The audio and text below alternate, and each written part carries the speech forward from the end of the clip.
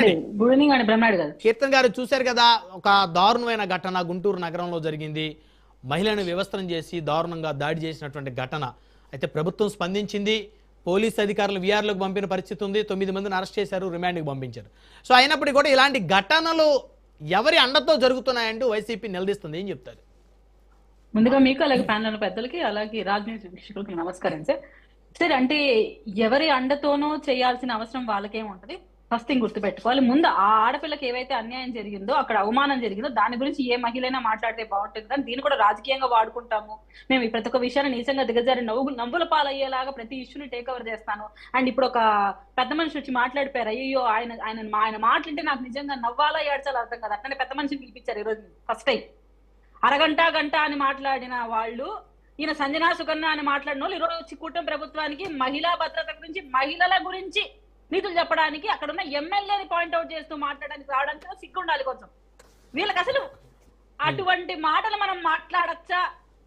యూటూ అని జగన్మోహన్ రెడ్డి గారిని ఎలా అంటావు మనం అలా అనాలి. ఇప్పుడు ఈ సంఘటన చూస్తే వీళ్ళు భద్రత గురించి, మహిళల గురించి మాట్లాడుతున్నారా? ఇక్కడ పెద్ద మనుషుల్లాగా నవ్విపోతారు సార్. రాష్ట్రంలో ఉన్న ప్రజలంతా నవ్వుకుంటారు అట్లే.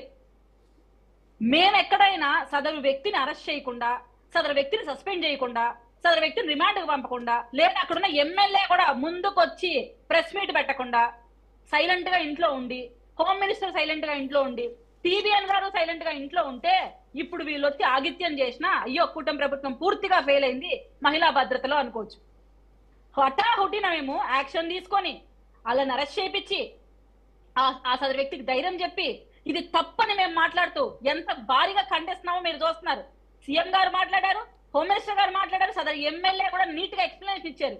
తప్పెక్కడ కనపడుతుందంటే, పాత వీళ్ళ గవర్నమెంట్ లో ఉన్న వనిత గారు హోమ్ మినిస్టర్ గా ఉన్నప్పుడు ఒక స్పాట్ కి వెళ్ళి రేప్ అయిన అమ్మాయి గురించి ప్రెస్ మీట్ పెట్టాలి. ఆ ప్రదేశానికి వెళ్ళి మీడియా వాళ్ళందరూ లోగోలు పెట్టిన తర్వాత ఏం జరిగింది, ఎప్పుడు జరిగింది, ఎలా జరిగింది, ఈ రోజుకి 3వ రోజా, ఓహో ఎలా జరిగింది అని ఆవిడ మాట్లాడుతుంటే నేషనల్ ఛానల్స్ ఈమె భాగవతం గురించి వేశారు. ఓకే,